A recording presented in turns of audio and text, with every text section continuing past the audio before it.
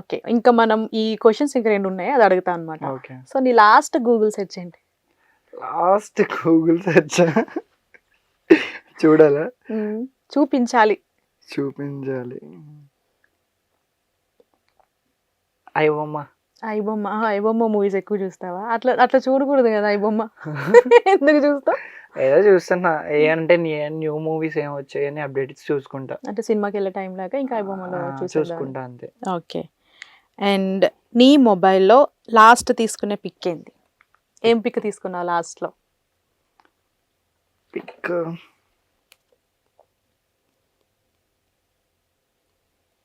Pick అది video edit చేసుకున్నా. Edit చేసింది కాదు. నీ కెమెరాలో తీసుకున్న లాస్ట్ పిక్. కెమెరాలోనా? ఓకే. ఇది ఎవరికి చూపించాలి? నాకు చూపించి అది కెమెరాకి చూపిస్తా. అంటే సెన్సార్ ఏమన్నా ఉంటే కొంచెం నేనే చూసి నీకు ఇస్తా. సెన్సార్ కాదనుకో మా కెమెరా చూపిస్తా.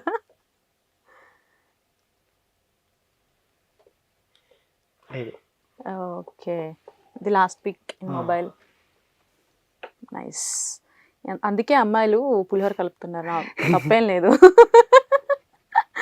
ఓకే.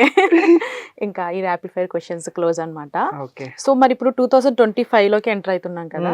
నీ రిజల్యూషన్ ఏంటి? మంచి ఆర్టిస్ట్ అవ్వాలి. ఏదో ఒక రోల్ రావాలి. కంటిన్యూటీ రోల్ సీరియల్స్ లో రావాలి. 2025 నాకు కలిసి వచ్చేలా అనిపిస్తుంది. సో వెయిట్ చేయాలి. 2024 గతం గతః. కానీ 2025 ఎందుకో నాకు నా 6 సెన్స్ కొడుతుంది.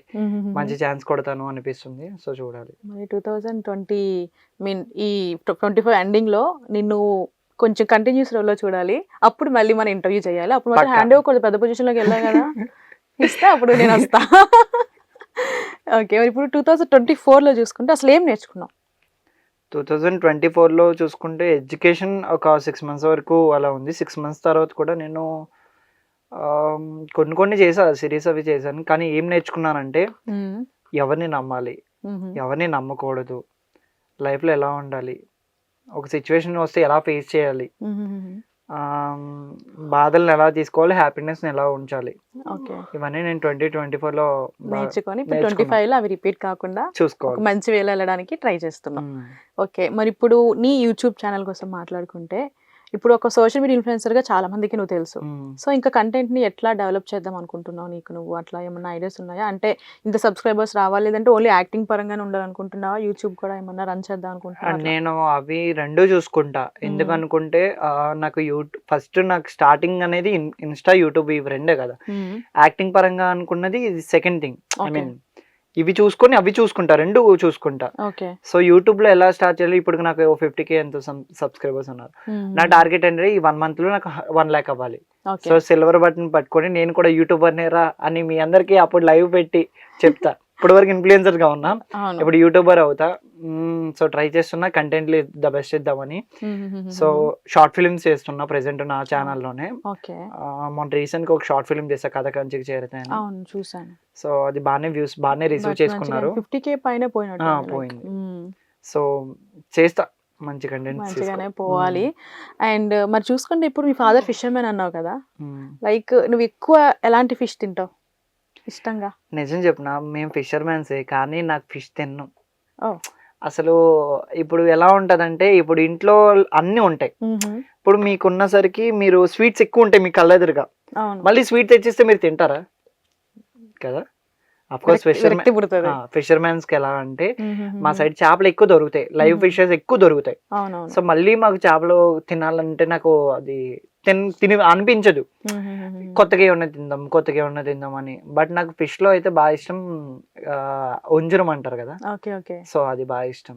ఎప్పుడైనా ఫిషింగ్ చేయడానికి పోయావు మరి? ఒకసారి వెళ్ళా, ఫస్ట్ టైం వెళ్ళాలి. ఇంక వెళ్ళకూడదురా బాబు అనుకున్నా నేను. ఇంకా అది లోపలికి వెళ్ళిన తర్వాత ఎర్లీ మార్నింగ్ 3కి వెళ్ళాం.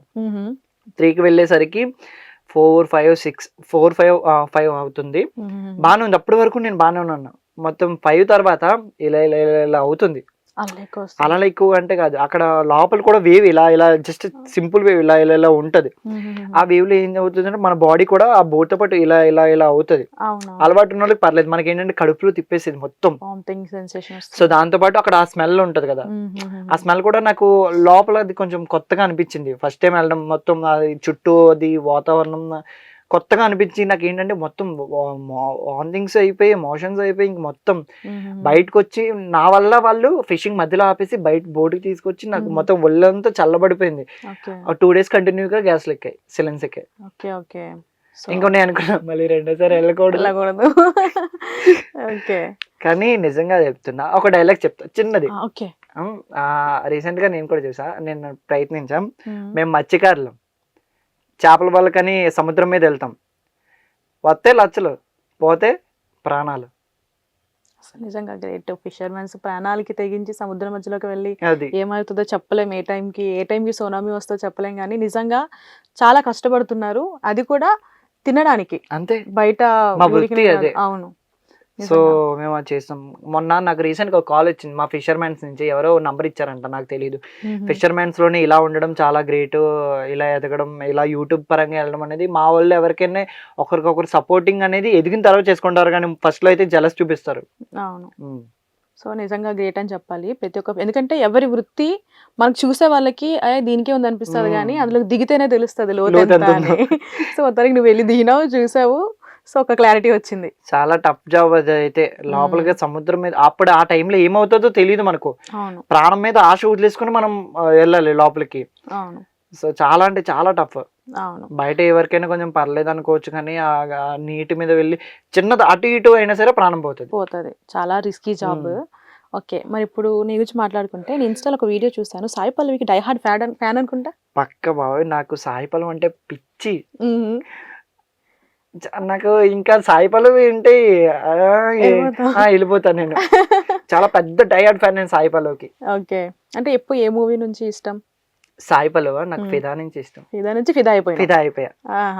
ఫిదా మూవీ చూసా, ఫ్లాట్ ఫిదా, ఇంకా అన్ని ఏ టు జెడ్ అన్ని న్యాచురల్ గా ఉంటది, మన ఇంట్లో అమ్మాయిలా ఉంటది, లుక్ ఆ వైబ్ వస్తుంది తనతో.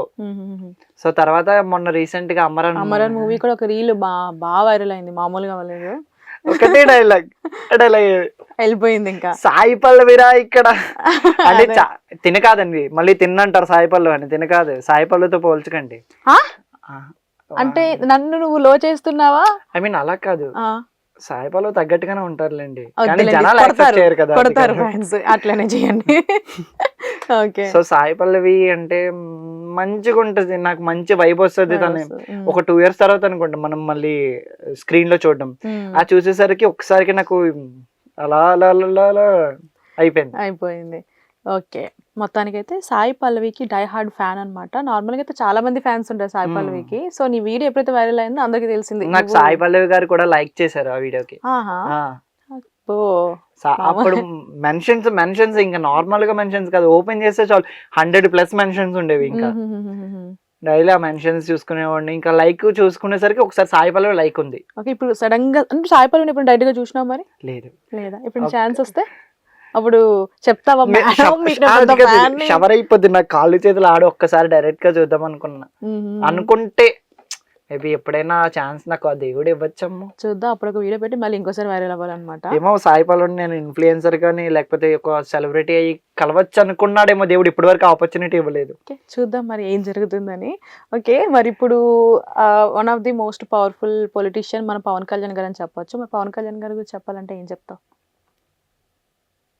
పవన్ కళ్యాణ్ గారి గురించా? నీ అవ్వ తగ్గేదేలే, ఎదలం దగ్గర అసలు దేనిలో వైల్డ్ ఫైర్, అది కూడా చెప్పొచ్చు. వైల్డ్ ఫైర్ మన పవన్ కళ్యాణ్ గారికి బాగా సూట్ అవుతుంది. మా దగ్గరే పిఠాపురం. అవునవును. సో పిఠాపురం నియోజకవర్గం అంటే మేము పిఠాపురం ఎమ్మెల్యే గారి తాలూకు అని చెప్పుకుంటాం. ఎమ్మెల్యే గారి తాలూకు మామూలుగా ఉండదు. ఓకే, మరి ఇప్పుడు ఫైనల్ గా నిన్ను ఇష్టపడే వాళ్ళు, నీ ఫాలోవర్స్ కి సబ్స్క్రైబర్స్ కి ఏం చెప్తావు? సో ఏం లేదు, మేము అందరిలాగా కంటెంట్ ఇలా ఫోర్స్ చేసి ఫాలో కొట్టండి ఇవి ఏముండదు. మీకు జెన్యున్గా కంటెంట్ నచ్చితే మమ్మల్ని ఫాలో చేసుకోండి, లేదంటే లేదు అన్ఫాలో చేసుకోండి, అది నో ప్రాబ్లం. బట్ ఫస్ట్ మా కంటెంట్స్ చూడండి. అండ్ నెగిటివ్ కామెంట్స్ పెట్టే వాళ్ళు కూడా చెప్తున్నా, మీరు పెట్టేటప్పుడు కూడా మేము ఏం ఫీల్ అవ్వము, కానీ కొంతమంది చాలా వల్గర్ గా పెడతారు, వాటికి చిన్న చిన్నగా ఫీల్ అవుతాం. కానీ అలాంటివి ఏం పెట్టకుండా ఉండడానికి ట్రై చేయండి. మీరు ఎలాగో ట్రై చేయరు, ఆ విషయం మాకు తెలిసిందే. మీరు ఎలాగో పెడతారు, కానీ పెట్టినప్పుడు కూడా నేను ఏం హ్యాపీగా ఫీల్ అవుతానంటే వాళ్ళు పెట్టేటప్పుడే ఆ వీడియో 1 minute 2 minute అలా ప్లే అవుతూ ఉంటది కదా, డ్యూరేషన్ పెరుగుతుంది, ప్లస్ కదా అవుతుంది, అవును. ఆ వీడియో వ్యూస్ కి రీచ్ కి వెళ్తుంది. ఏదో ఒకటి చేస్తున్నారు కదా, చెయ్యండి, మంచిగా చూడండి, యా ఎంజాయ్ అవ్వండి. ఎంజాయ్ అవ్వండి. మాకు డ్యూరేషన్ ఇవ్వండి. అంతే. చాలు. యా పెళ్లి కాని ప్రసాద్ మొత్తానికి అయితే నెక్స్ట్ ఇంటర్వ్యూకి మీకు పెళ్లి చేసుకొని వస్తారండి, ఈ మాట అనిపించుకోండి నేను. అంటే ఇప్పుడు నీ ఇంటర్వ్యూ కోసం నేను ఒక 5 to 6 years వెయిట్ చేయాలంటావు. అంటే త్వరగా పెళ్లి చేసుకుంటావు మరి? వద్దు, అంటే చాలా మంది అమ్మాయిలు కూడా వెయిట్ చేస్తున్నారు పాపం నీకు. ప్లీజ్, వాళ్ళు అట్లా అనుకోలేదు. దిగాలనుకోలేదు. ఓకే, మొత్తానికి మన ప్రసాద్ స్టోరీ ఇదన్నమాట. సో ఏదన్నా సరే నేను మనస్ఫూర్తిగా కోరుకుంటున్నా, నువ్వు ఒక ఉన్నతమైన పొజిషన్ లోకి వెళ్ళాలి. అప్పుడు ఖచ్చితంగా నిన్ను చూడాలి, అప్పుడు మళ్ళీ ఇంటర్వ్యూ చేయాలి. పక్కా ఇద్దాం. Thank you so much. Thank you.